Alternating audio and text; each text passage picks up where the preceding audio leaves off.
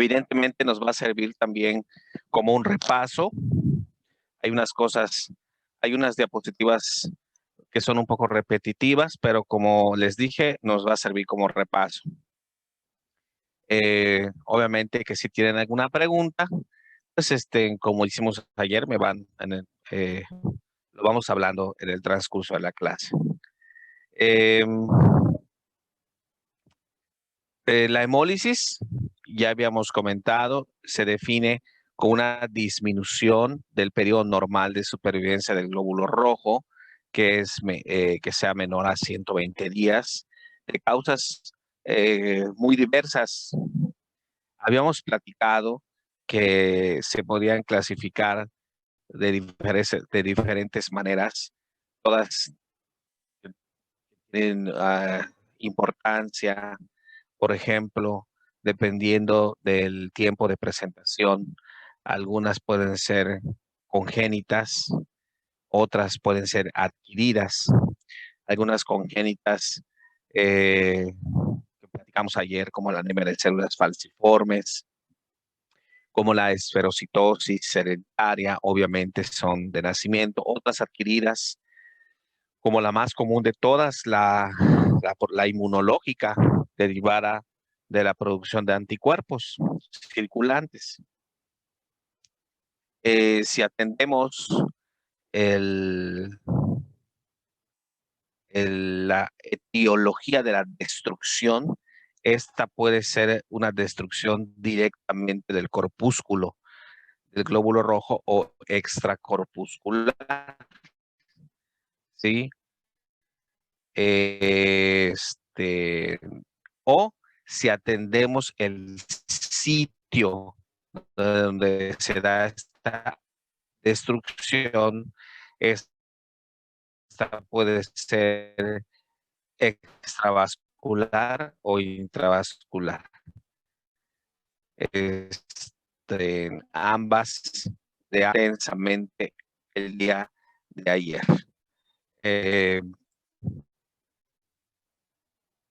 Doctor, referente a lo corpuscular, ¿se refiere a lo de la membrana de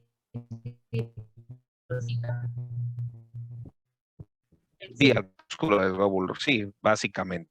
Gracias. Medio son las anemias hemolíticas adquiridas. Y de estas, generalmente tenemos un grupo muy grande. Aquí vemos una diapositiva que nos muestra la presencia de anticuerpos que actúan a nivel fisiológico, que tal vez sea la número 1, anticuerpos que actúan a baja temperatura, hemoglobinuria paroxística al frío, a frigori, algunas anemias hemolíticas inducidas por medicamentos, algunas hemólisis microangiopáticas y por otras causas mucho menos comunes de lo ya de por sí poco común que es esta patología. Sí es cierto que es poco común, pero desde el punto de vista hematológico, sí tenemos casos que se presentan de una manera relativamente constante. A lo mejor unos 4 o 5 casos anuales de anemias hemolíticas. Y casi todos caen en que son anticuerpos que actúan a nivel fisiológico. También sabemos que hay anemias hemolíticas hereditarias, en donde además podemos subdividirlas, aquellas por un defecto en la membrana del eritrocito. Y el ejemplo más clásico de ¿cuál es? La hemolítica paroxística nocturna. Algo que tiene que ver con la de esferocitosis, ¿Es la esferocitosis? Así es la esferocitosis hereditaria. Hay muchas otras, la eliptocitosis, la acantocitosis hereditaria, pero prácticamente son totalmente infrecuentes. Ahora, La hemoglobinuria paroxística nocturna sí es un defecto de membrana, doctor, pero no es un problema hereditario, es un problema adquirido. Entonces, esa sí es una diferencia importante para todos en el salón, ¿sí? La hemoglobinuria paroxística nocturna, dentro de su problema clínico, es una anemia hemolítica, ¿sí? Pero es una anemia hemolítica de tipo adquirida y el problema es un defecto en la membrana del eritrocito, correcto. Pero hay que saber cuáles son hereditarias y cuáles son adquiridas, ¿de acuerdo? Sí, doctor. Entonces, la más común en este caso por defecto de la membrana es la esferocitosis. Así es. Si nosotros tratamos cada grupo de poner uno más frecuente en defecto de membrana, o sea, del de tipo hereditario por defecto de membrana es la esferocitosis hereditaria. ¿Ok? Ahora, desde luego que no es la más común. Eh, Simple y sencillamente, en 15 años que llevo en la hematología, en la consulta, nunca he visto un caso. Pues nada más por decirles un ejemplo de esferocitosis. En cambio, año tras año veo 4 o 5 casos de anemias hemolíticas de tipo inmunológico. Entonces, evidentemente, ustedes ya saben cuál es la más común. No porque yo lo vea, sino porque así es.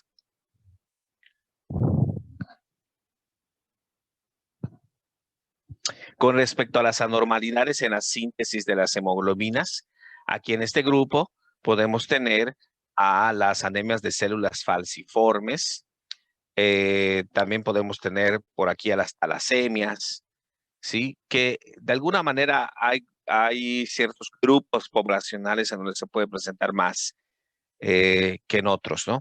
No es el caso de nuestra raza. Sin embargo, eh, ocasionalmente sí vemos algunos casos en la consulta, generalmente de cierto grupo poblacional. Y anormalidades en la síntesis de enzimas eritrocitarias que les había comentado que totalmente infrecuentes, pero la más común es la deficiencia de glucosa 6-fosfato deshidrogenasa. Ahora, ¿cómo hacemos el diagnóstico? El diagnóstico, básicamente, podemos sospecharlo clínicamente cuando el paciente llega. Les había hecho el comentario, el paciente que llega a urgencias con hemoglobina de 5, sintiéndose cansado, sintiéndose mal, que le dijeron que se veía pálido, que la esclerótica se veía amarilla, etcétera, etcétera, etcétera. Entonces llegas y le haces laboratorios básicos y tiene una hemoglobina de 5. Entonces, la pregunta clásica, que de hecho se las dije ayer, era, ¿dónde está sangrando? Y el paciente dice, en ningún lado, doctor, no es sangrado en absoluto. Entonces, ese es el gatillo para sospechar la posibilidad de un síndrome hemolítico. ¿Qué estudios vamos a pedir? Bueno, vamos a pedir reticulocitos. ¿Por qué pedimos reticulocitos? Para ver la cantidad de reticulocitos que están, si están aumentados y así saber si está intentando compensar su cuerpo. Entonces, porque sabemos que en estos casos la médula está tratando de compensar produciendo muchos reticulocitos, que son los precursores inmediatos del glóbulo rojo ya maduro. Va a haber algo que se llama hiperregeneración eritroblástica. Bueno, eso no es más que antes del reticulocito, en la médula ósea hay eritroblastos. Y cuando la médula ósea está tratando de compensar, no solamente va a producir más reticulocitos, sino además saca los eritrocitos, o sea, no pensando que necesita el cuerpo glóbulo rojo, saca el eritrocito el eritroblasto, perdón, de la médula ósea y podemos encontrar eritroblastos en la sangre periférica, algo que no es común, ¿ok? Tenemos también elevación de las bilirrubinas, pero de las bilirrubinas no conjugadas o también llamadas Indirectas. Indirectas. indirectas. Exactamente, porque no han pasado el hepatocito, no se han conjugado por el ácido glucurónico. Entonces, tenemos elevación de la bilirrubina indirecta, hay incremento de la deshidrogenasa láctica. Esta es una sustancia que se va a liberar en la sangre por la destrucción propia del glóbulo rojo. La destrucción celular va a hacer que esta enzima se elimine en la sangre y poder, o sea, y la vamos, más que eliminarse, que se disperse en la sangre y que se pueda medir por medio de un laboratorio. Va a haber descenso de las aptoglobinas. Esta es una prueba de las más importantes, como les había yo comentado ayer, pero que desgraciadamente no contamos con la rapidez de los laboratorios para darnos el resultado de esta prueba. Entonces tenemos que utilizar, por ejemplo, la prueba de Coombs. Aquí faltaría agregar el Coombs directo. Entonces, el diagnóstico clásico se da con el Coombs directo, con los reticulocitos, la presencia de eritroblastos, de la presencia de bilirrubinas indirectas, DHL alta y aptoglobina disminuida. Clínicamente, el paciente va a tener anemia, va a tener ictericia y puede tener esplenomegalia, pero todo depende del tiempo que el paciente esté presentando la hemólisis. Si es una hemólisis muy aguda, realmente no va a dar el tiempo para que se forme una esplenomegalia, al menos una esplenomegalia que pueda ser palpable, porque puede haber esplenomegalias desde el punto de vista de imagen, ¿sí? Entonces, ahora cuando muchos de estos procesos brincan a la cronicidad, estos van a generar con el tiempo, por procesos hemolíticos constantes, la presencia de esplenomegalia. Una pregunta, y en sí, ¿qué son las aptoglobinas? La aptoglobina obviamente es una proteína que se encuentra en la sangre que capta, ¿sí? Capta a ahorita te voy a mostrar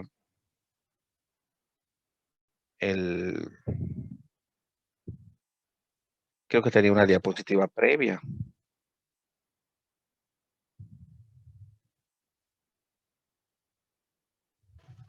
Doctor, las aptoglobinas no son ese tipo de proteínas que están unidas a la hemoglobina, ¿no? Así es una unión de la hemoglobina con la aptoglobina, y cuando hay una disminución importante de esta, obviamente va a disminuir la aptoglobina. Sí, es una proteína circulante, es una proteína que finalmente el hígado se va a encargar de metabolizar y de eliminar. Y esta proteína, cuando hay una hemoglobina baja, o sea, hay una anemia baja severa, va a haber una disminución franca en la circulación. La unión, o sea, del complejo hemoglobina-aptoglobina. Pero no estoy tratando de encontrar la otra diapositiva. A ratito, cuando terminemos, la intento buscar, donde vemos el proceso de aptoglobina, porque tiene su formación también. Doctor, Sí. Una pregunta. Respecto a lo que es esta parte del diagnóstico, por ejemplo, la hiperregeneración de la eritroblastina y la hiperbilirrubinemia, ¿cuántos de estos tipos por ejemplo, de laboratorio se necesita dar como, por ejemplo, positivo para que se pueda dar literalmente el diagnóstico? No necesitas por ejemplo, todo. A ver, no necesitas todo esto, ¿sí? Okay. Lo que necesitas es la prueba de Coombs positiva, por ejemplo. Si estamos hablando de la causa principal, que es una hemólisis o destrucción del glóbulo rojo por la presencia de anticuerpos, que es la más común. O sea, en ese caso, el Coombs directo va a ser positivo, ¿ok? Pero si además de esto, tal vez los reticulocitos y la presencia de la DHL o LDH y la presencia de las bilirrubinas elevadas y la aptoglobina disminuida sean los parámetros más clásicos, ¿no? Bueno, en el libro realmente van a ver que la aptoglobina es una de las pruebas más concretas, pero como les vuelvo a decir, pues no la tengo, yo no la tengo a la mano, por ejemplo. Ni siquiera en el Star Médica la tengo a la mano. Entonces, pero unos retis, un CUMS, una DHL y una bilirrubina lo tengo inmediatamente. Entonces, pues es una por otra, ¿no? Entonces, esto es importante, ¿no? Ahora, aquí no hay si hay uno, no hay otro, no. Si el paciente está haciendo una hemólisis, todas estas van a estar alteradas, ¿sí? Entonces, no hay una que me diga sí o no. Tal vez, como te digo, como la causa más frecuente es la inmunológica, el CUMS va a ser la prueba más importante para mí. Ok, doctor. Gracias. De nada. Uy, ya se me fue. También habíamos comentado que la hemólisis puede ser aguda, puede ser crónica o puede ser episódica. La mayoría de las hemólisis de tipo adquirido, cuando se presentan, suelen cursar con una etapa aguda, obviamente, y estas probablemente se controlen clínicamente y después brinquen a una etapa crónica en donde puede haber episodios de reactivación. Esto es lo más común, pero pues también, como comprenden, hay hemólisis de algunas enfermedades que son hereditarias o congénitas, que desde el nacimiento está el paciente sufriendo constantes síndromes o episodios hemolíticos. Aquí dice que la hemólisis, como les comentaba, es más propio de procesos adquiridos y la crónica es de origen congénito. Claro, evidentemente, pero la mayoría, todos van a terminar con hemólisis de tipo crónico. Aquí también se les comenta que un dato constante en la exploración física es la asociación de ictericia y esplenomegalia, sobre todo en los casos crónicos, pero siempre es importante investigar la edad del paciente, el origen del enfermo y los antecedentes de haber ingerido alimentos o algún tipo de medicamentos.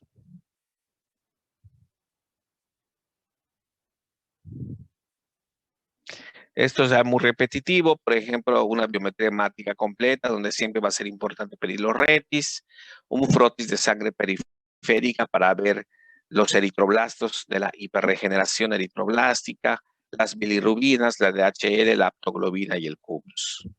Doctor, una pregunta respecto a la prueba de CUMS. ¿Cuánto es el parámetro que usted necesita ver para que diga está presentando hemólisis? Porque leí un cachito donde decía que la prueba es positiva si se observa un promedio de 400 moléculas de inmunoglobulina en cada eritrocito. Pero luego dice que hay técnicas más avanzadas que la sensibilidad puede estar forzada a un valor tan bajo como 40 moléculas por eritrocito. ¿Cuál es el rango que necesito yo ver? Pues esa información no te la puedo decir, porque es una prueba de laboratorio. Entonces, lo que sí te puedo comentar es que si el CUMS es positivo, en la sangre hay algún tipo de anticuerpo que está circulando y que está uniéndose a ese glóbulo rojo para opsonizarlo y para que este pueda ser destruido, ¿sí? Ahora, de tal manera que la mayoría de las pruebas del laboratorio nos marcan cruces, por ejemplo. Hay un CUMS con una cruz, 2 cruces, 3 cruces, 4 cruces. Esto es muy subjetivo, pero así son. Esto es una prueba. ¿Cómo explicarte? Que esto ya viene en la cajita donde está la prueba de laboratorio.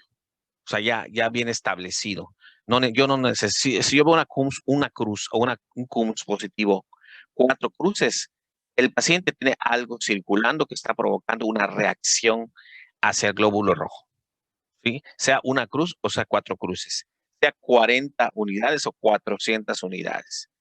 hay algún tipo de hemólisis que puede ser muy leve o que puede ser severo e incluso poner en peligro la vida del paciente, ¿sí? Entonces, no hay un valor. O sea, yo no puedo dar un valor. Si el CUMS es positivo, ese es el punto que me indica que hay una situación en la sangre que está provocando que los glóbulos rojos se puedan destruir. ¿De acuerdo? Sí, gracias. Claro, que qué bueno que me dices ese dato. Es un dato interesante. Quiere decir que el glóbulo rojo puede estar 40 unidades o receptores en la superficie del glóbulo rojo pueden estar unidos a anticuerpos o 400. La diferencia es muy grande, muy amplia. Sin embargo, creo yo que desde que tenga, los anticuerpos no los debe de tener. O sea, esos autoanticuerpos no deben de estar en la sangre, porque van a reaccionar, sea uno, sea 1000, por ejemplo, van a reaccionar atacando al glóbulo rojo o marcando al glóbulo rojo para que ese sea consumido.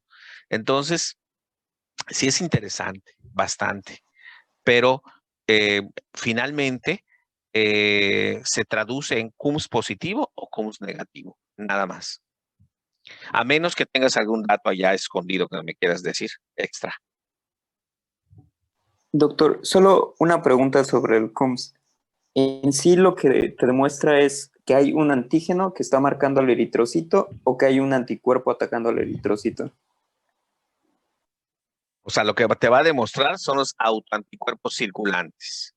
Estos se van a unir a un antígeno que es generalmente esos antígenos son los receptores específicos en el glóbulo rojo. ¿Ok? A lo que te va a marcar son los anticuerpos los autoanticuerpos circulantes.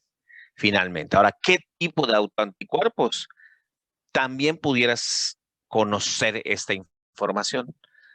Hay estudios un poquito más precisos que nos pueden decir el autoanticuerpo circulante, que es el responsable de su unión al antígeno de superficie del glóbulo rojo y que éste se marque o se opsonice para que pueda ser destruido.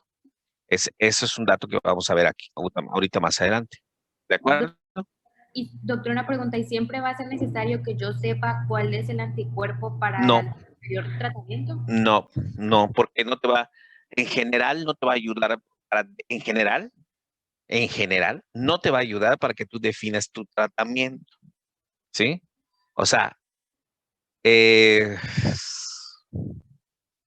sí me ha pasado con algunos pacientes que pueden estar desesperados por saber qué tipo de anticuerpo es el que, porque se les puede pedir la prueba, ¿no? Se solicita, pero es una prueba costosa y finalmente no tiene importancia porque el tratamiento finalmente es el mismo, no me ayuda mucho realmente, ¿no? Ahora, y por ser lo más común, la mayoría de los anticuerpos o autoanticuerpos son de tipo IgG.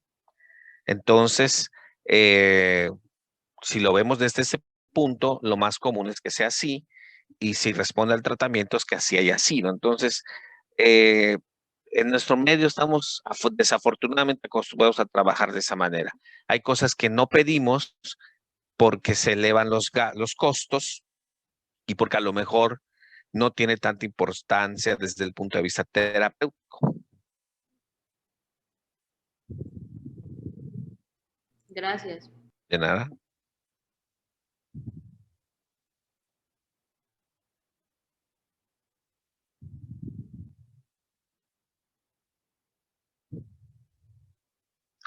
Finalmente, esta enfermedad, esta situación de las anemias hemolíticas, generalmente las adquiridas y de estas las más comunes que son las inmunológicas, debido a su frecuencia, pues realmente es de importancia en la medicina interna conocerlas, porque no sería infrecuente verlas en el servicio de medicina interna y sea un motivo de interconsulta para la especialidad, en este caso la hematología. De aquí finalmente se traduce que la anemia hemolítica autoinmune se produce por la formación o la presencia en la superficie eritrocitaria de anticuerpos dirigidos contra los constituyentes antigénicos de los hematíes, de lo que hemos estado hablando, autoanticuerpos que van a unirse a los antígenos en la superficie de los glóbulos rojos para que estos sean marcados y destruidos posteriormente. En general, la mayoría de los casos de la etiología, obviamente, es probable que sea por clonas de linfocitos B que van a producir autoanticuerpos que normalmente estarían regulados por los linfocitos T, pero al ser un problema de tipo inmune va a haber una disregulación de esto que va a generar que estos autoanticuerpos pues, se unan al glóbulo rojo y se destruyan. ¿Qué va a provocar esta alteración en la regulación de los linfocitos B y los linfocitos T? Pues pueden ser infecciones virales severas, no cualquier infección, no cualquier infección común y corriente van a provocar esta alteración a este nivel, ¿sí? Tienen que ser infecciones severas, por ejemplo, VIH, por ejemplo, hepatitis B, hepatitis C, tal vez citomegalovirus, virus de Epstein-Barr, que sobre todo en pacientes con algún tipo de inmunodepresión, en pacientes trasplantados que están inmunodeprimidos, en cáncer, que finalmente van a provocar la formación de autoanticuerpos y generar la anemia hemolítica autoinmune. Doctor, aquí también pudiera entrar los fármacos y que el glóbulo rojo quede como un transeúnte inocente. ¿Cómo qué fármacos? No sé. ¿Los antipalúdicos, sí, doctor? ¿Perdón? Sería, por ejemplo... No te escucho. Sería, por ejemplo, los antipalúdicos. Exactamente.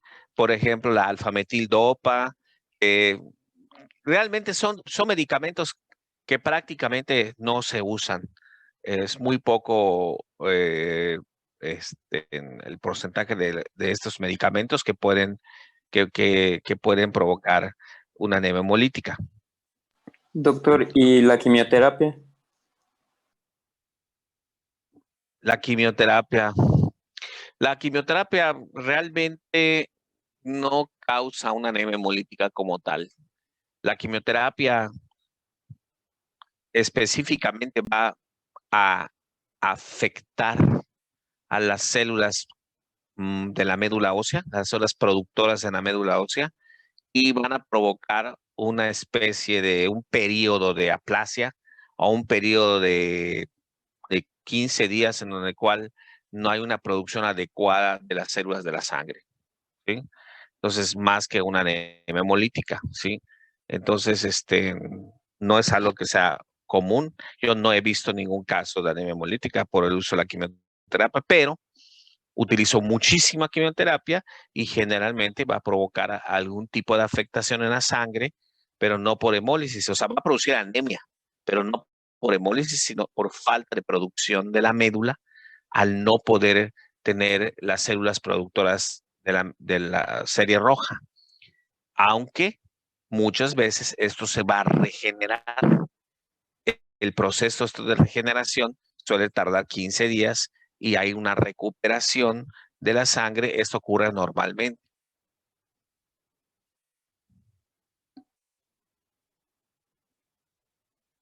Y bien, como les decía hace un momentito, normalmente estos autoanticuerpos circulantes que se pueden medir, ¿sí? La mayoría son anticuerpos que actúan a temperatura normal, a temperatura ambiente, a 37 grados y son de tipo IgG. Este es la principal causa de anemia hemolítica autoinmune. ¿Ok? Son de tipo IgG. La hemólisis que va a causar es una hemólisis, como habíamos visto ayer, de tipo extravascular, porque el glóbulo rojo se va a opsonizar y se va a destruir generalmente en el vaso. Es la más frecuente. Puede ser de origen idiopático o inmunológico, pero se asocia con más frecuencia al lupus, algunos tipos de cáncer como la leucemia, linfomas, cánceres de ovario, etc. Predominan en la edad adulta y en el sexo femenino.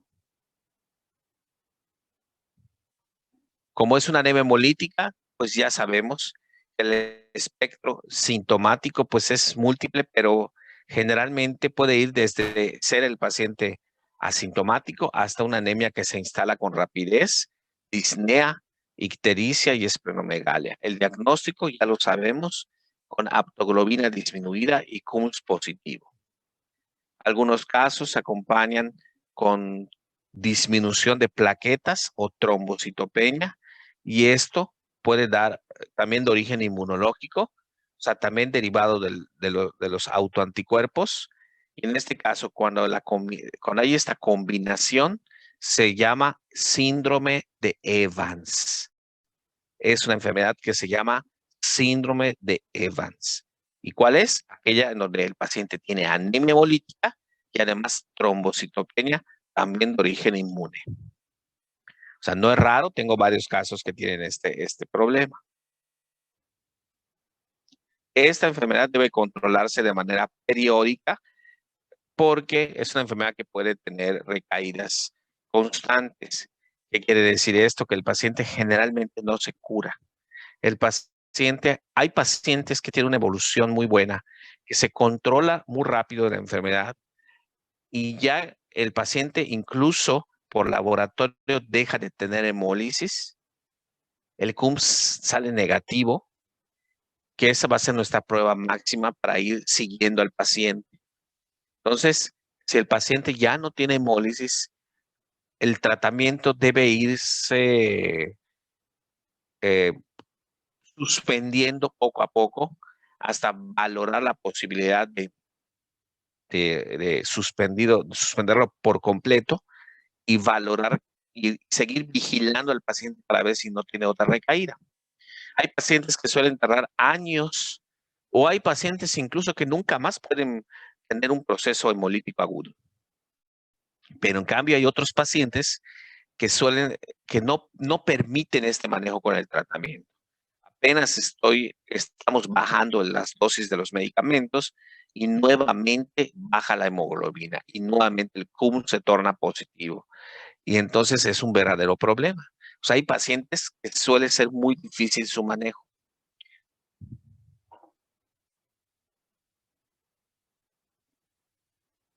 ¿Cuál es el tratamiento para estos pacientes? Bueno, el tratamiento habitual, y lo van a estar viendo constantemente en las siguientes clases, en las siguientes patologías que vamos a ver, es el esteroide. La prednisona a una dosis de 1 a 2 miligramos por kilo de peso al día es el tratamiento de elección. Aquí la jugada es que las dosis iniciales suelen ser, como ven, muy altas, pero ese tratamiento no va a ser así constante. Tenemos que ir en un proceso de reducción del tratamiento, dependiendo como el paciente esté, ya que los esteroides suelen tener muchas complicaciones en el tratamiento en crónico. Entonces, no podemos tenerlos toda la vida con este tratamiento.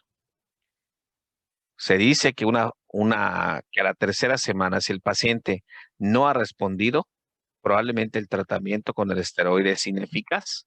Afortunadamente, la gran mayoría de los pacientes responden muy bien a los esteroides, ¿sí? Y la gran mayoría de los pacientes suelen recuperarse del evento inicial. Yo he tenido pacientes como el ejemplo que habíamos platicado, que el paciente que llegó a urgencias y tenía 5 de hemoglobina, pues muchos tienen la tentación de darle el tratamiento que se les viene a la mente más fácilmente. ¿Cuál creen que sea? La esplenectomía.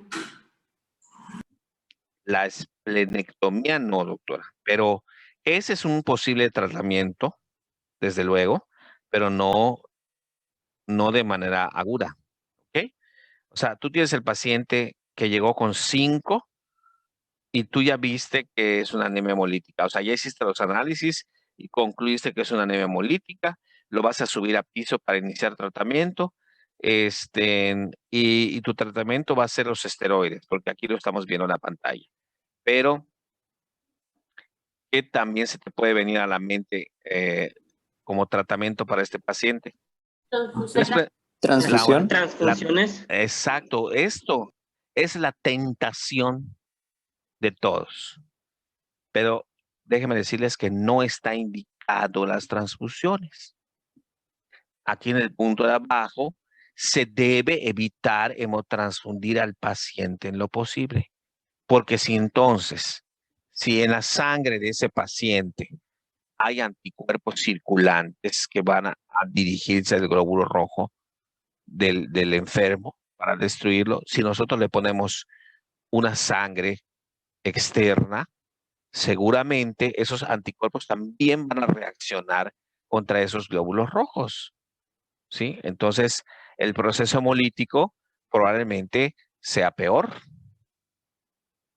Ahora, si el paciente está en riesgo su vida por el proceso hemolítico en sí, puede ser que sí sea necesario transfundir, porque hay riesgo de una falla cardíaca, por ejemplo. Entonces, aunque yo sé que no es lo adecuado, el simple hecho de mejorar por un instante la circulación, la oxigenación al corazón y iniciar los esteroides y los esteroides actuar protegiendo al glóbulo rojo.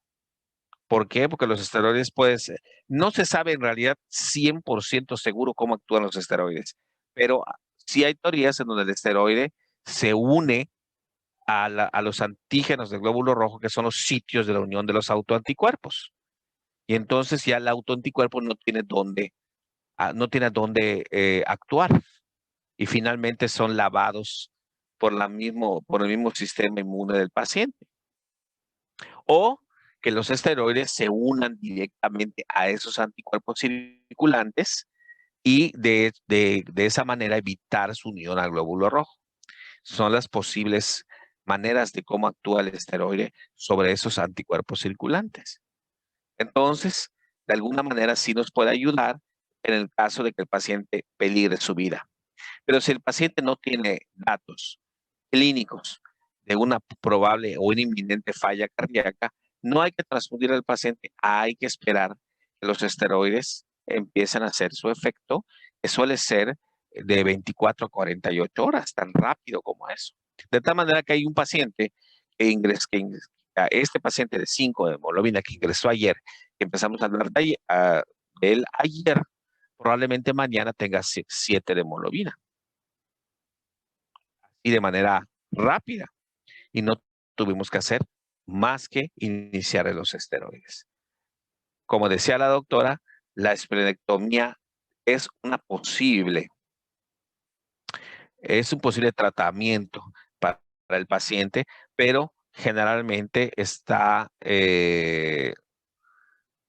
para aquellos pacientes que no responden al manejo con esteroides o en una segunda instancia. Es una segunda línea de tratamiento, ya que muchas veces en la etapa aguda, pues va a ser imposible meterlo a quirófano.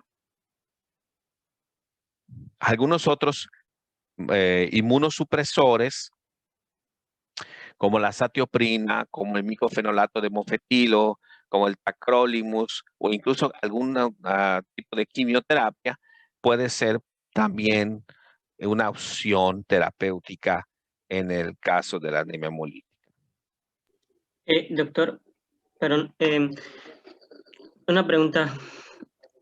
Si en este caso, ¿cuándo podemos saber si podemos usar lo que son la parte de los corticosteroides? ¿Cuándo? A ver. Porque sé que el tratamiento ideal o habitual es con lo que son los esteroides. Ok. Bueno, el tratamiento de elección son los esteroides. ¿Y cuándo lo vas a iniciar? Ya, estando el paciente en urgencias, ya corroboraste que es una anemia hemolítica de tipo inmune, o sea, porque tiene un CUMS positivo. Hay que empezar el tratamiento ya. Ahora, no sabemos si esa anemia hemolítica autoinmune o inmunológica es provocado por una enfermedad todavía más seria, por ejemplo, el lupus. Pero ¿qué pasa? Todo esto se está dando de manera eh, continua, digamos, y en urgencias, así como le tomamos una biometría, así como le tomamos un CUMS, unos retis, etcétera, etcétera, etcétera, se le pidió un ultrasonido para ver cómo está el vaso y este rollo de cosas. Se le pidió VIH, se le pidió panel viral de hepatitis B y C, se le pidió citomegalovirus, se le va a pedir inmunológicos, se le va a pedir para corroborar si tiene un lupus o no. O sea, al paciente ya se le tomaron muestras para muchas cosas. ¿Sí? Para las que son lo más común.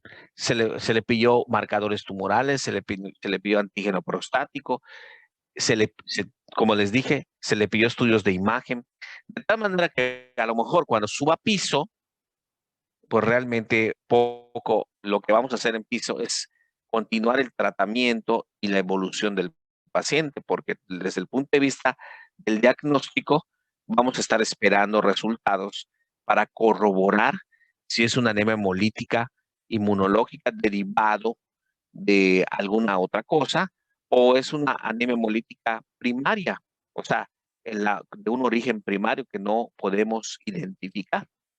De tal manera que nosotros lo que tenemos que hacer es iniciarle los esteroides ya, de la manera más rápida posible, pero sí verificando que ya se tomaron todos los análisis para ver, para buscar la probable causa si es que la tiene. ¿De acuerdo?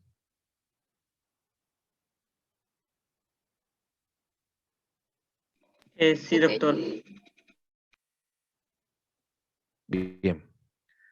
Ahora, también tenemos anemias hemolíticas que son producidos por anticuerpos que se van a unir a antígenos del glóbulo rojo a bajas temperaturas. Estos suelen ser de tipo IgM, a diferencia de los otros que son a temperatura ambiente, también llamados calientes, que son IgG. Normalmente aquellos pacientes en donde la anemia hemolítica es evidentemente una anemia hemolítica inmune, o sea, sabemos que hay anticuerpos circulantes y no se encuentran, no son posibles, no es posible identificar el anticuerpo IgG, pues pensamos que puede ser IgM y entonces se exponen las muestras a a otra temperatura para que se dé el proceso de hemólisis o destrucción para corroborar el diagnóstico. Y a eso se le llama crioaglutininas circulantes o antígenos eh, que van a aglutinar a temperatura fría. Muchas veces, desde el punto de vista etiológico, están relacionados a un virus, a su formación por un virus, y la destrucción del glóbulo rojo generalmente es mediada por el complemento. Y al ser mediada por el complemento directamente en la superficie del glóbulo rojo, esta destrucción del glóbulo rojo no tiene que llegar al vaso y se produce una hemólisis intravascular. ¿Sí? La hemólisis suele ser intravascular. Esas son de las pocas eh, síndromes hemolíticos agudos que pueden ser intravasculares, de tal manera que vamos a tener una orina probablemente de color Coca-Cola, como ya habíamos platicado el día de ayer. Pocas patologías van a provocarnos hemólisis intravascular. Doctor, y por ejemplo, aquí en la criohemoglobinuria, que cuando la temperatura se eleva, es que ocurre la hemólisis, tiene que ver que, por ejemplo, con la temperatura corporal, o sea, que como tratamiento fuese que el paciente se vaya a vivir a un lugar de clima frío o nada que ver. Pues no se puede ir a un lugar frío, al contrario. Si el paciente tiene crioaglutininas circulantes o anticuerpos IgM circulantes y tiene una hemólisis conocida, es probable que, que las temperaturas bajas, frías, precipiten episodios de hemólisis. Y el paciente, pues, probablemente sí tenga que hacer un cambio en su, de donde vive, ¿verdad? Pero esto, generalmente, ustedes saben, el cuerpo humano generalmente no tolera esas. O sea, puede haber frío afuera, pero nuestra temperatura es una temperatura que siempre anda en 36 en promedio. No quiere decir que nuestra temperatura interna pueda bajar, aunque afuera ya esté a 8 grados. O sea, nuestro cuerpo mantiene esa temperatura. Claro está que si nos exponemos a ese frío sin la debida precaución, pues sí podemos precipitar, en este caso, una, una hemólisis o sí, una hemólisis de tipo aguda. Entonces, eso es muy importante. No así como se comentó, doctora, pero sí una idea de que esto puede suceder, sobre todo si no tomamos las medidas adecuadas para no enfriarse, ¿no? Porque eso nos puede pasar a cualquiera, enfriarse, ¿no? ¿De acuerdo? Sí, Y aquí de hecho lo dice, ¿no? Se debe mantener al paciente en un ambiente cálido y utilizar, obviamente esos pacientes van a utilizar esteroides como parte del tratamiento o algún otro tipo de medicamentos y como ya vimos en el caso de las anemias hemolíticas calientes o provocadas por anticuerpos IgG, deben de evitarse las transfusiones. Otra enfermedad interesante que dentro de su proceso clínico provocan un tipo de anemia hemolítica es la HPN o hemoglobinuria paroxística nocturna.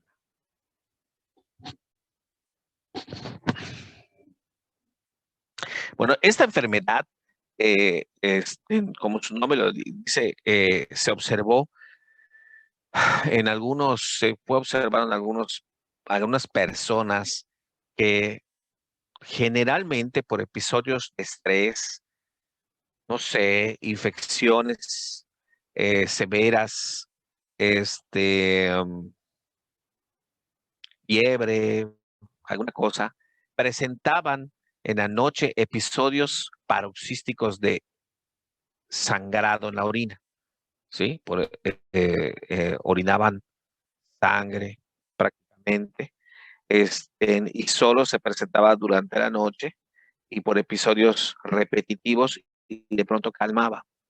Por eso, quien lo observó por primera vez le dio el nombre de hemoglobinuria paroxística nocturna. Se sabe actualmente que solamente un 30-40% de los casos van a presentar este paroxismo nocturno. Realmente, quienes tienen la enfermedad pueden presentar la hemoglobinuria en cualquier momento del día. Es una enfermedad adquirida, pero vean, es una enfermedad clonal de las células progenitoras de la hematopoiesis. O sea, el problema va a ser un problema de la médula ósea que va a adquirir. Y las células madre de hematopoyéticas, pues el problema es desde el origen, también lo pueden tener el problema en la membrana, no solamente el eritrocito, sino los leucocitos. Entonces puede haber dos poblaciones de células afectadas, aunque clínicamente el problema real es en el glóbulo rojo. ¿A qué se debe? A una mutación de este gen, el gen del fosfatidilinositolglicano A, que es que finalmente va a sintetizar un grupo de proteínas en la membrana celular del glóbulo rojo. Si no tenemos un adecuado de este grupo, que es el grupo inositol glucosil fosfatidil, no se va a formar adecuadamente las proteínas de la membrana y entonces este glóbulo rojo va a ser consumido, va a ser destruido y en la misma sangre, por lo tanto va a ser también intravascular y vamos a tener hemoglobinuria. Es un gen, el problema del gen se encuentra ligado al cromosoma X, ¿sí? Gen del PIC-A.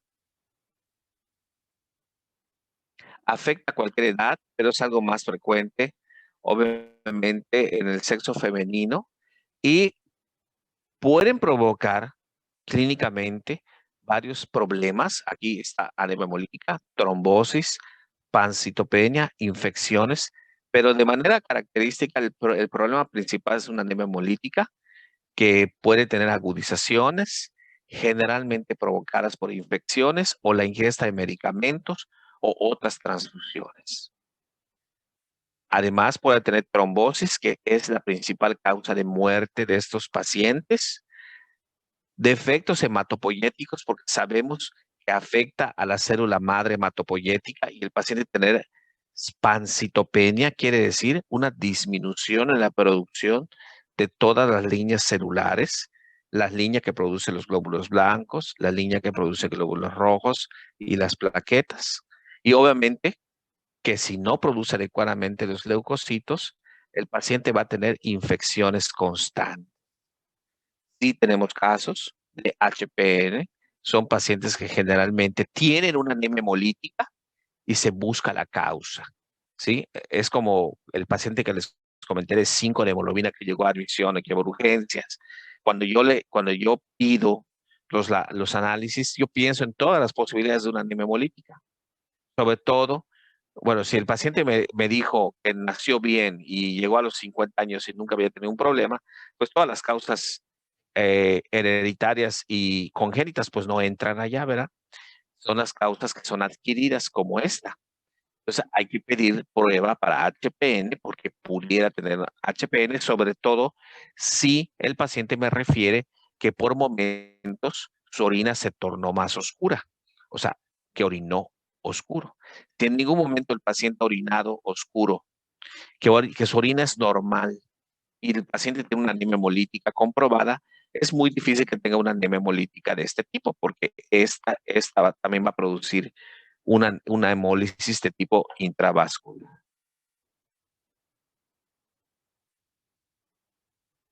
La hemólisis o la destrucción del glóbulo rojo se debe a la acción del complemento, el complemento en la sangre por el defecto de 2 proteínas en la membrana eritrocitaria.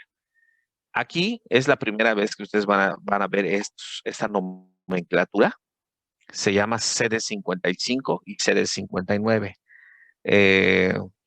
Esto es en inglés Cluster Differentiation o antígenos de diferenciación. ¿Qué quiere decir esto? Todas nuestras células del cuerpo, en este caso estamos hablando de la sangre, nuestros eritrocitos, nuestros leucocitos, los diferentes tipos de leucocitos, linfocitos, neutrófilos, monocitos, eosinófilos, basófilos y las plaquetas tienen antígenos de diferenciación. Entonces, por medio de estos antígenos podemos identificar el tipo de célula del que se trata, ¿sí? Entonces, estos 2 antígenos van a faltar por el defecto de esas 2 proteínas en el glóbulo rojo, CD55 y CD59, lo que va a provocar la inestabilidad de la membrana eritrocitaria y su destrucción por medio del complemento. ¿Sí quedó claro hasta acá? Sí, doctor. Yo me revolví al final. Estos dos, porque son defectuosos, hace que falten ¿qué cosa? Este defecto de ciertas proteínas van a hacer que estos dos antígenos de diferenciación falten en el glóbulo rojo, el CD55 y CD59, ¿sí? Y al no tener estas dos, va a provocar un defecto de estas proteínas que hace que la membrana del eritrocito sea inestable y pueda ser consumida por el complemento. O sea, estos antígenos, el CD55 y el CD59, se encuentran en todos los glóbulos rojos. Y incluso se encuentran en los leucocitos también. Pero el defecto fundamentalmente se expresa en el glóbulo rojo.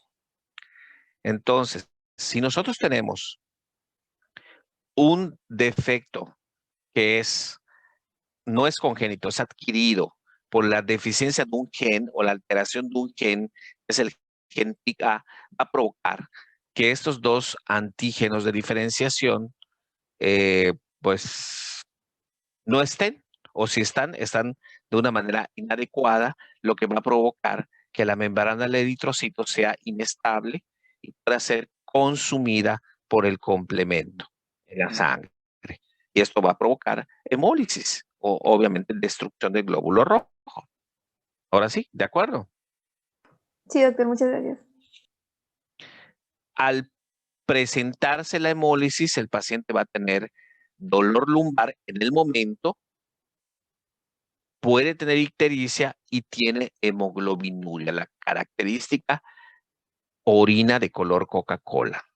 Por eso el dolor es expresado en la región lumbar. Es el eritrocito al pasar por todas las vías urinarias, suele ser irritante y va a provocar dolor. Las trombosis, como les comenté, son frecuentes y es la causa de muerte principal de estos pacientes. Además, puede haber pancitopenia con neutropenia e infecciones. Estos pacientes, cuando se presenta la enfermedad, pues puede controlarse la enfermedad con un tratamiento. Es difícil, se pueda curar y probablemente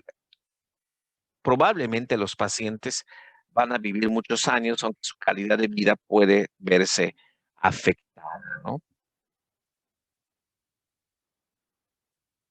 Bueno, antiguamente la prueba de Ham y sucrosa era la prueba diagnóstica para diagnosticar esta enfermedad. Esto ya no es así actualmente. Lo que se hace es una prueba de citometría de flujo para detectar estos dos anticuerpos, CD55, antígenos de diferenciación, CD55 y CD59. O sea, nosotros pedimos directamente una prueba de CD55 y CD59 en la sangre, ¿sí? Ya más adelante, en los diferentes temas, vamos a hablar mucho acerca de los CD o Cluster Differentiation de diferentes células.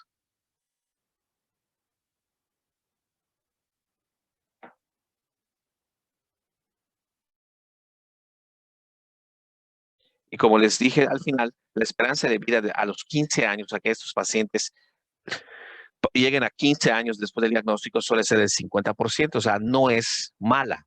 Sin embargo, muchos de los que fallecieron probablemente fallecieron por trombosis y su calidad de vida, pues generalmente no es igual a la de una persona normal. El tratamiento con transfusiones no suele ser lo ideal porque sabemos que es un tipo de anemia hemolítica, pero en ciertos casos puede realizarse o puede necesitarse utilizar estos derivados de la sangre y los medicamentos para evitar la trombosis, como la heparina, como la cenocumarina, están indicados solamente después de haber presentado un episodio de trombosis, ya que hay mucho riesgo de utilizar este tipo de medicamentos también. No es algo común. El tratamiento, el tratamiento suele ser también esteroides. Podemos utilizar esteroides como tratamiento de elección en estos pacientes, y algunos de estos pacientes, al ser un problema de los progenitores hematopoyéticos que de manera adquirida, pueden ser sujetos también a un trasplante de médula ósea. Y de igual forma, la mayoría de los pacientes que se diagnostican ya tienen una edad importante y a lo mejor no son candidatos a un trasplante de médula ósea, ¿sí? Entonces, muchos pacientes que tienen esta enfermedad se pueden controlar adecuadamente con dosis bajas de esteroides sin llegar a tanto. Tendríamos que ver cuál es la evolución del paciente para poder determinar cuál puede ser el mejor tratamiento para él. Entonces, con esto vamos a concluir el tema de anemias hemolíticas, y como vimos, platicamos de varias enfermedades que pueden ser o presentar en su evolución de manera muy importante una anemia hemolítica. Ayer les comentaba también una enfermedad que se llama púrpura trombótica trombocitopénica. No sale acá porque ya me acordé como parte de la enfermedad. Es una púrpura, o sea, está involucrado las plaquetas. Lo vemos en el tema de la próxima semana, que es el tema de las púrpuras. Ahora nos vamos a ir, ya dejamos por un lado la hemoglobina, a los glóbulos rojos, y nos vamos a las plaquetas. Y vamos a ver a las púrpuras, y entre ellas va a estar la púrpura trombótica trombocitopénica, donde vamos a retomar el problema de una anemia hemolítica, en donde también hay una púrpura. Pero no solamente queda ahí. Hace ratito les mencioné una enfermedad que está el paciente con un problema principal, que es anemia hemolítica, y también se ve afectar a las plaquetas, también de origen inmune, y que se llamaba síndrome de ¿qué? Evans. Síndrome de Evans. Entonces, la PTT no tiene nada que ver con el síndrome de Evans, pero la PTT sí involucra a un proceso de destrucción plaquetaria también, y sí también una anemia hemolítica, solo que tiene otras cosas que lo diferencian de un síndrome de Evans. Entonces, eso lo vamos a ver en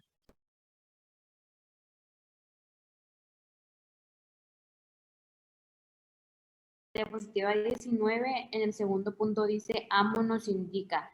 No sé si se equivocó o si significa algo esas siglas. En la penúltima, en la 19. ¿En qué número de diapositiva? 19. A ver, espérame.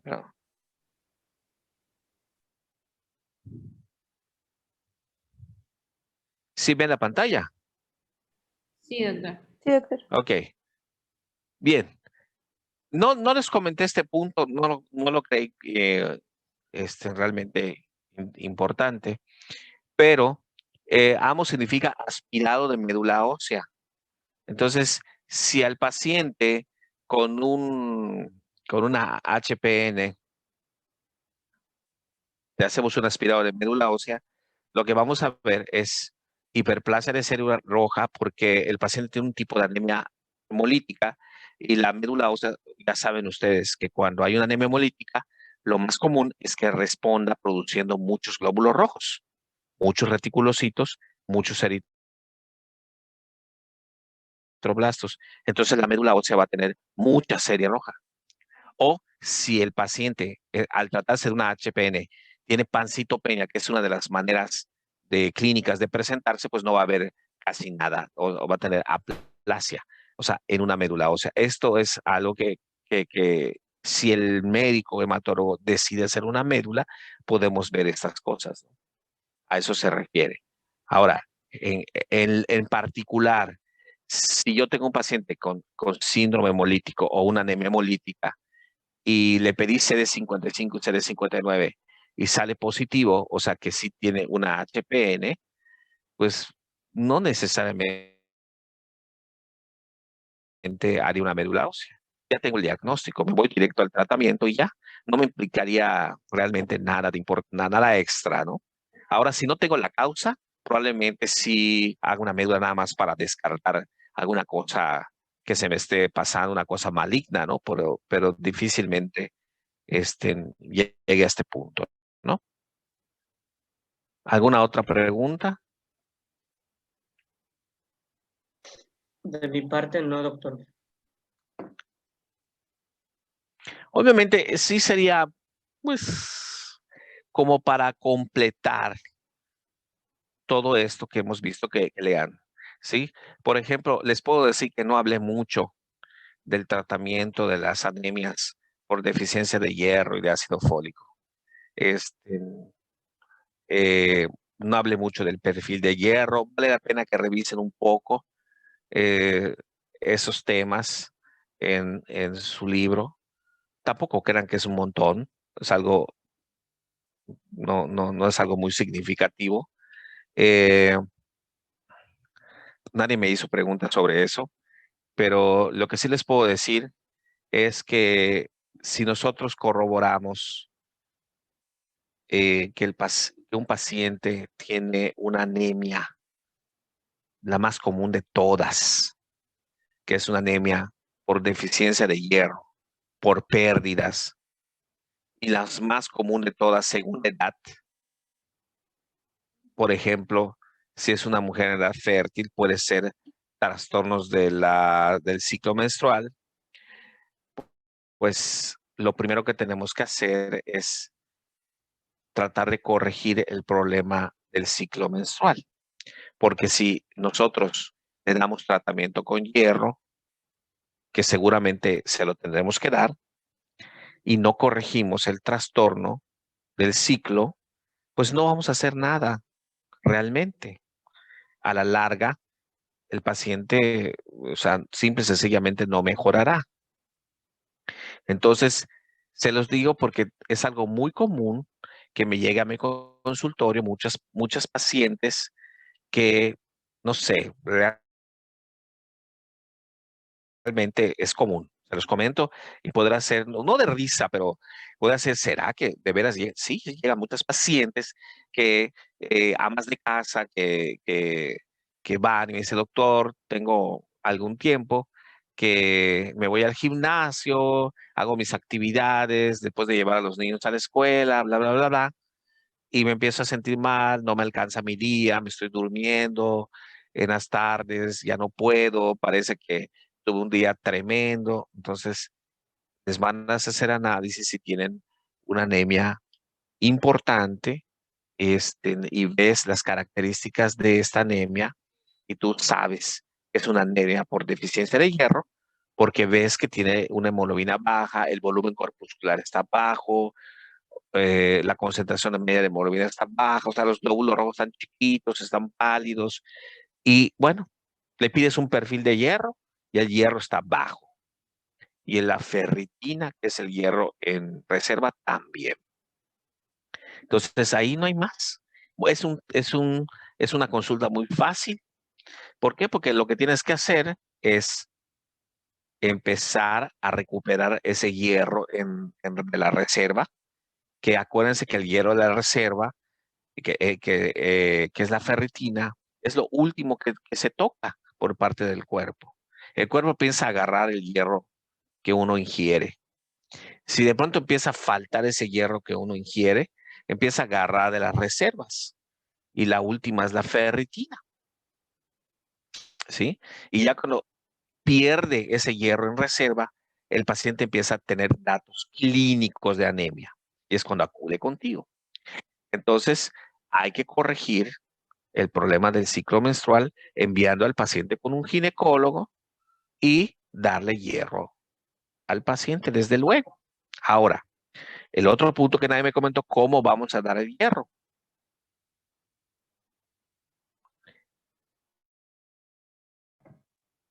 Sulfato ferroso. ¿Sí? ¿Cómo? Bueno, hay muchas presentaciones del hierro, muchas, ¿sí? hay, Vía oral. hay fumarato, sulfato, hay gluconato, etcétera. Realmente, si lo vemos desde el punto de vista de la presentación, hay oral, hay intravenoso, intramuscular. Bueno, lo ideal es darlo por vía oral y lo ideal, como ustedes vieron en alguna diapositiva que les pasé, es darlo en ayuno para aprovechar la acidez del estómago y por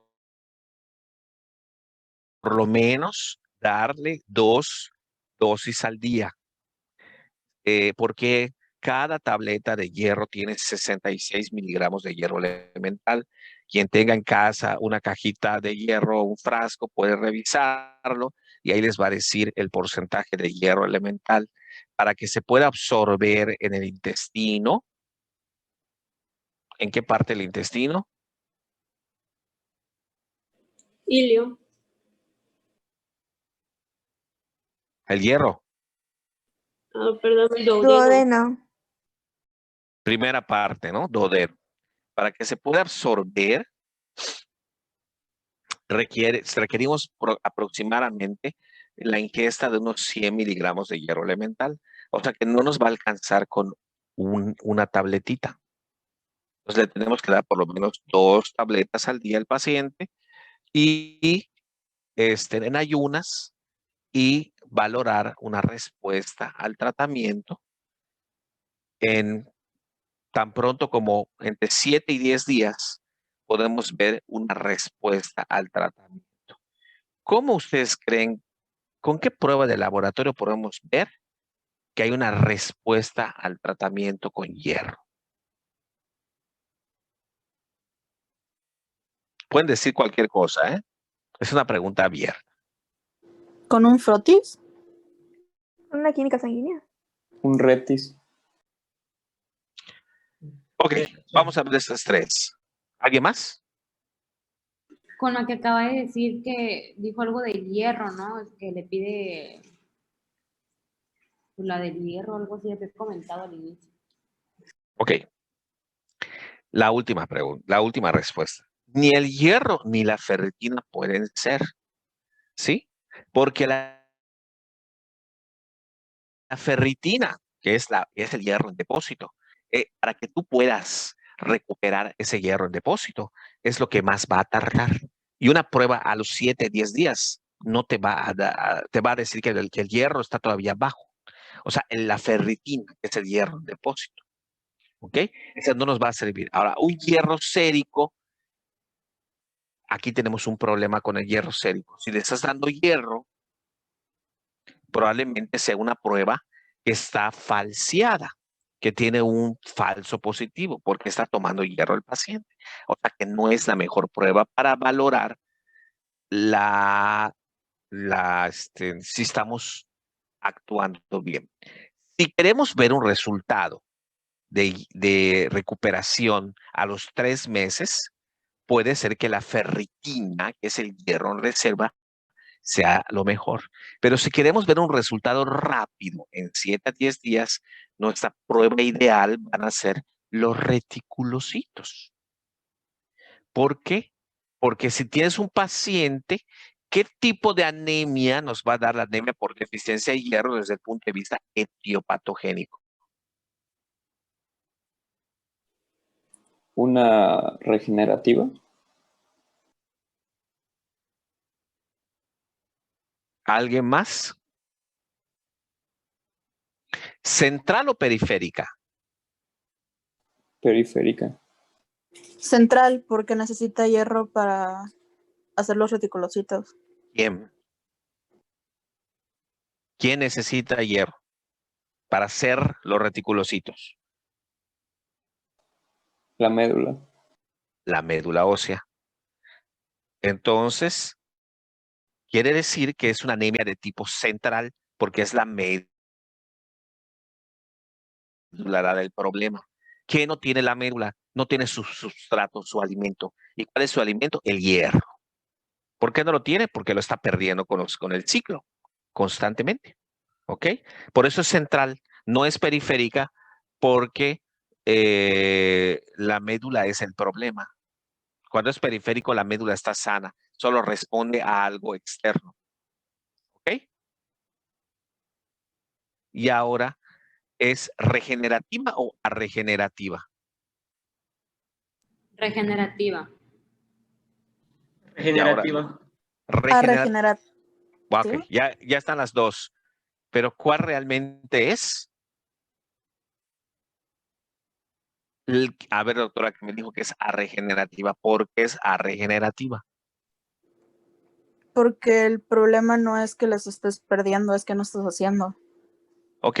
La médula no tiene el sustrato, no puede. Necesita que le des hierro para empezar a regenerar. Pero estrictamente desde el punto de vista etiopatogénico, es una anemia de tipo arregenerativa y de tipo central. Entonces, estamos dando nuestros primeros pasos en la comprensión de esto. Créame que esto lo platicamos y es interesante, pero no es lo más importante de la medicina, desde luego. Pero va a llegar un momento que esto esté en su mente, en su cerebro, de manera rutinaria y lo sepan, pero lo tienen que comprender.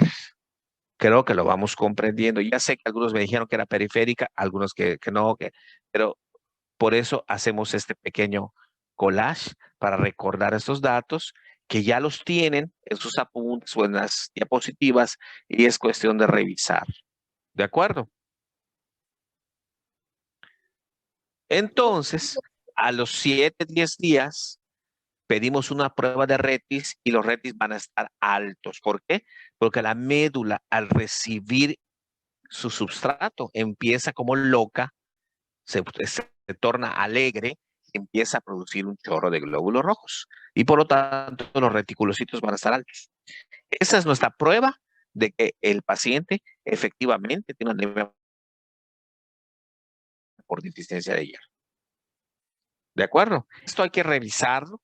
Les recuerdo en el tema de anemia por deficiencia de hierro y ácido fólico y B12, ahí está, ¿sí? Que son datos, nada más les recordé estos datos que no me preguntaron, que siento que son importantes y que de alguna manera se los puedo evaluar también. ¿De acuerdo? Cierto. ¿Alguna pregunta más? En cuanto al tratamiento de la HPN, entonces de ahí dice que son transfusiones con compuestos sanguíneos desleucocitados. Si tú necesitas transfundir a un paciente con HPN, sí podemos transfundirlo, pero tendremos que utilizar algunos filtros especiales o tienen que ser desleucocitados para poder transfundir. Sin embargo, al ser un tipo de anemia hemolítica, también se debe de hacer con cuidado. O sea, no es el tratamiento de elección. El tratamiento de elección es tratar de eliminar la causa que provocó la HPN, que generalmente es un evento de estrés, una infección urinaria, el uso de medicamentos, alguna cosa en particular. Y el manejo con esteroides puede ser otra posibilidad para estos. Actualmente, si ustedes revisan el tema en una bibliografía muy reciente, hay hasta anticuerpos monoclonales, o sea, medicamentos especiales que tratan de evitar la trombosis, que es la causa principal de muerte en sus pacientes. No es un tratamiento específico. Además, el tratamiento es sumamente costoso. Probablemente es para tratar alguna complicación que tenga esta enfermedad. Generalmente le damos el manejo con esteroides, como la mayoría de las anemias hemolíticas. Bien, pues chicos, nos vemos el próximo martes con el tema de púrpuras. ¿De acuerdo?